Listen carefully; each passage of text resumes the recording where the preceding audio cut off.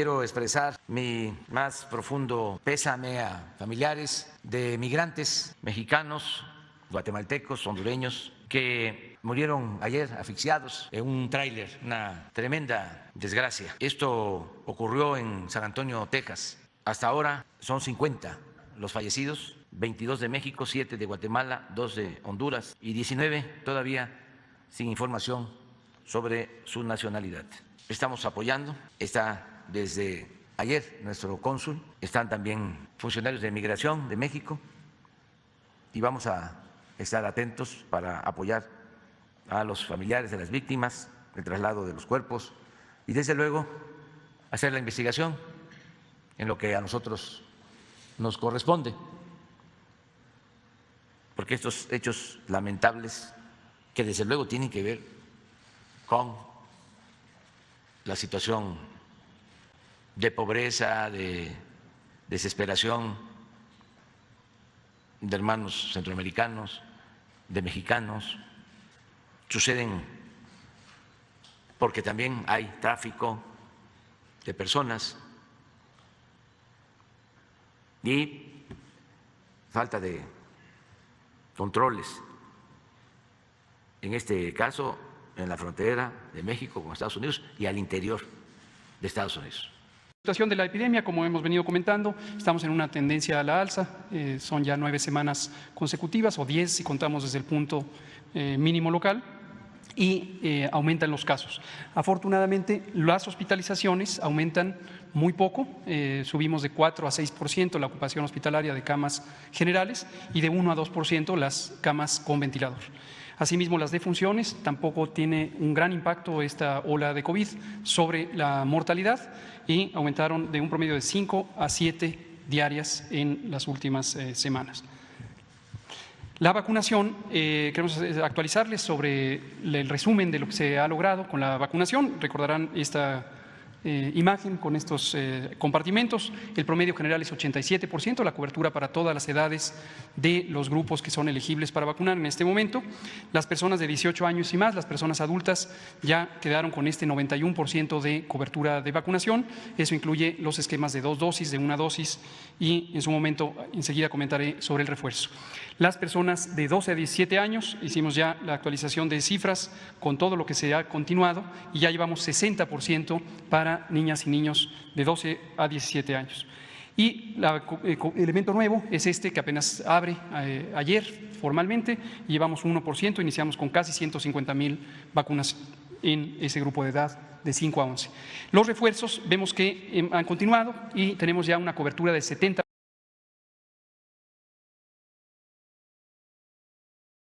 Del total de las aguas, o sea, de los 510.252.000, el uso público urbano es de 88% y el uso industrial casi el 10%, 9.8% del total. En condiciones normales, las fuentes superficiales presas aportan el cuchillo 4.780 litros por segundo, la boca 920 litros por segundo, Cerro Prieto 5.320 litros por segundo, otras fuentes subterráneas 260 litros por segundo, en total 11.280 litros por segundo de fuentes superficiales. Debido a la baja en los almacenamientos en las presas, se está aportando actualmente del cuchillo 5.000 litros por segundo, de la boca nada, 0 litros por segundo, de Cerro Prieto 2.500 litros por segundo en riesgo de vaciarse. Otros 260 litros por segundo, o sea, actualmente de las fuentes superficiales se está aportando 7.760 litros por segundo. De la boca y Cerro Prieto, el déficit acumulado actual es de más de 3.000 litros por segundo, o sea, con lo que se pudiera abastecer de agua a 1.3 o a 1.5 millones de habitantes. ¿Qué estamos haciendo en coordinación con el gobierno de Nuevo León? El gobierno federal, desde el inicio de esta administración, ha aportado cerca de 2.183.5 millones de pesos. ¿Qué más ha apoyado el gobierno federal al gobierno de Nuevo León? Considerando que actualmente las principales fuentes de abastecimiento de agua están en el acuífero, tenemos una aportación de 19.2 millones de pesos para perforar 24 pozos someros para aportar en un inicio 285 litros por segundo. Se ha iniciado la reactivación, vamos a llegar hasta 60 pozos en el transcurso de este año, pozos de emergencia con una aportación federal de 25 millones de pesos. También fueron aportados en 2021 y se espera tener 524 litros por segundo. El año pasado, viendo que la presa Cerro Prieto estaba disminuyendo su capacidad, en coordinación con el gobierno de Nuevo León, se invirtieron por parte del gobierno federal 23 millones de pesos para la instalación de equipo de bombeo flotante en la presa y poder obtener los 2.500 litros por segundo que actualmente se están aportando. También para el año 2022, se incorporarán 16 pozos profundos que aportarán 240 litros por segundo y con un apoyo del gobierno federal de 62.284.000 pesos. Oaxaca.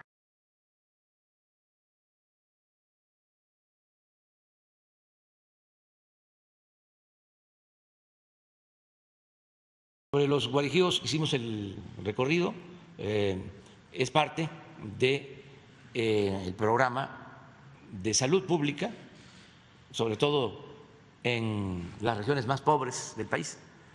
Cuando tomaron la decisión de descentralizar el sistema de salud,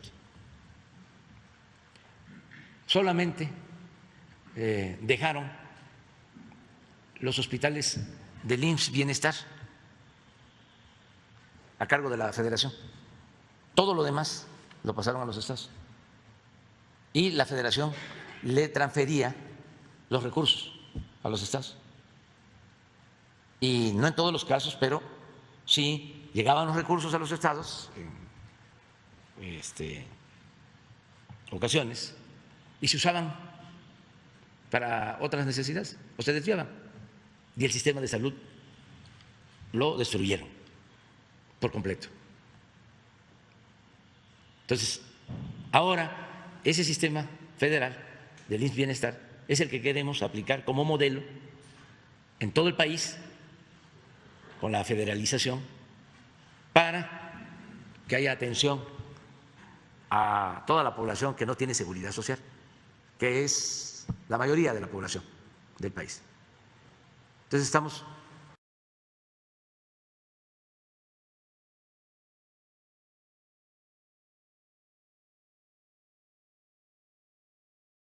esa era la práctica durante mucho tiempo. Desde Hacienda recomendaban a los gobiernos estatales ese mecanismo para hospitales, para carreteras, para reclusorios, para la construcción de edificios públicos. Era un mecanismo de financiamiento muy oneroso porque cobraban de más en la construcción y luego cobraban de más en el financiamiento.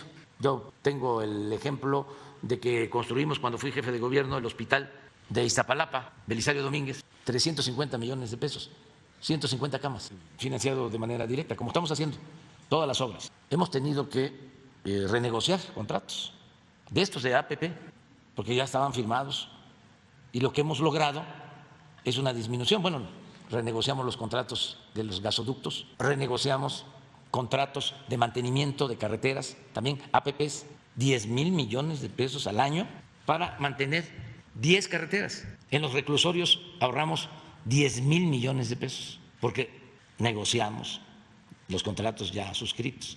En el caso de hospitales hemos logrado también reducir la cantidad, pero era la tónica, o sea, era la política que se seguía. Entonces, ya eso ya no se aplica.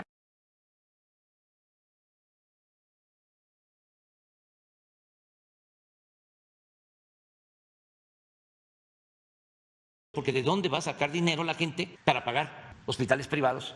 ¿O de dónde va a sacar dinero la gente para mandar a sus hijos a estudiar en escuelas privadas?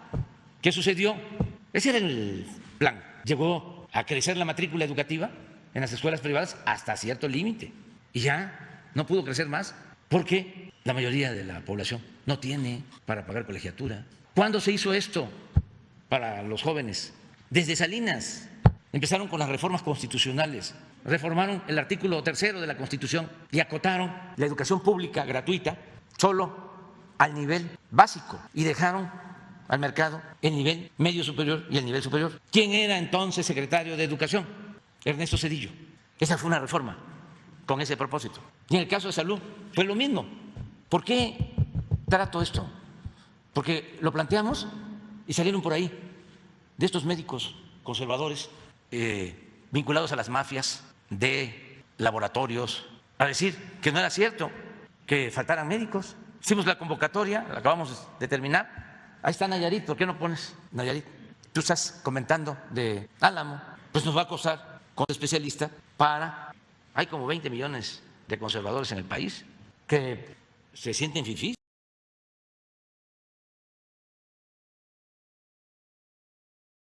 Por eso, lo del acuerdo con el gobierno de Cuba.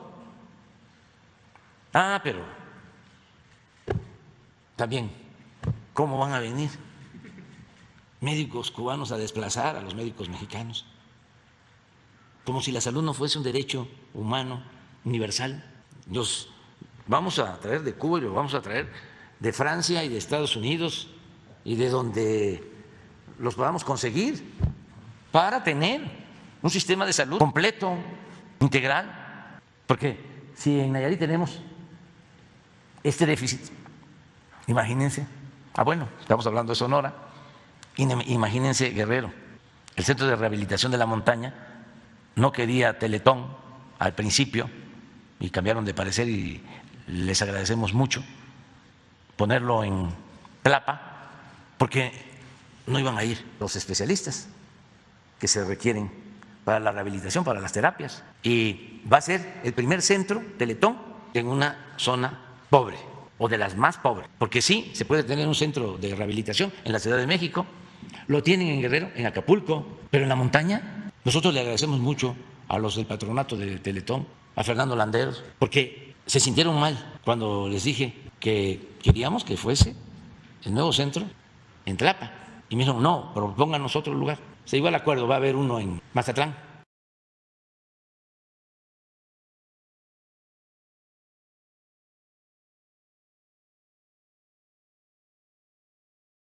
Pues se debe de poner orden, tiene que haber legalidad, que no haya tráfico de personas, pero al mismo tiempo que haya opciones. Si no hay trabajo en el sur y ellos necesitan fuerza de trabajo, ¿por qué no llegar a acuerdos con gobiernos? Qué distinto es que alguien sepa que tiene una oportunidad, aunque sea temporal, de ir a Estados Unidos y que no tiene por qué correr todos los riesgos para llegar. Un programa ordenado, de acuerdo a la demanda en Estados Unidos, en la agricultura, en la industria, en los servicios. No hay fuerza de trabajo. Pero como vienen las elecciones, tanto unos como otros, y unos todavía más extremistas, agarran de bandera el rechazo a migrantes para sacar votos. Trafican con el dolor de la gente. Esos son los políticos de Estados Unidos. No todos, pero sí, muchos. ¿Por qué no se ha aprobado la iniciativa de regularizar a los migrantes? Porque eso es cuestionado por los opositores y son los más extremistas, los del Partido Republicano, pero también los hay en el Partido Demócrata que no toman decisiones. Yo voy a plantear esto.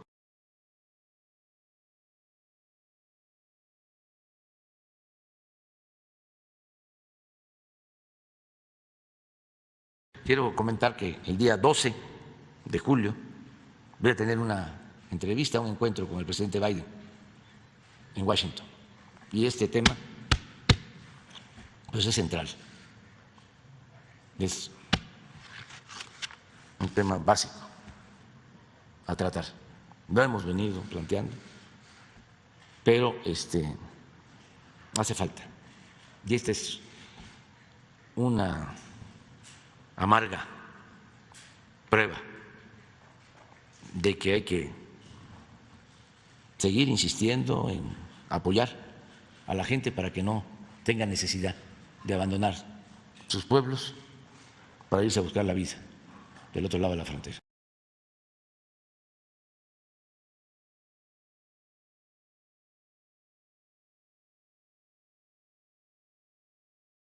Acabamos de hacer una encuesta aquí, que tú conoces también, aquí donde nos tienen los amparos, aquí, exactamente, que aquí está el grupo Xcaret, Calitca, Río Secreto. Sí, con la gente, y la gente no quiere que sigan destruyendo los de Calica, y en la misma encuesta se les preguntó por el Tren Maya y sí quieren el Tren Maya. Bueno, no quieren a Calica, pero sí quieren el Tren Maya. Ya por resolverse lo de los amparos, no deben ya de demorar, no tienen razón de ser.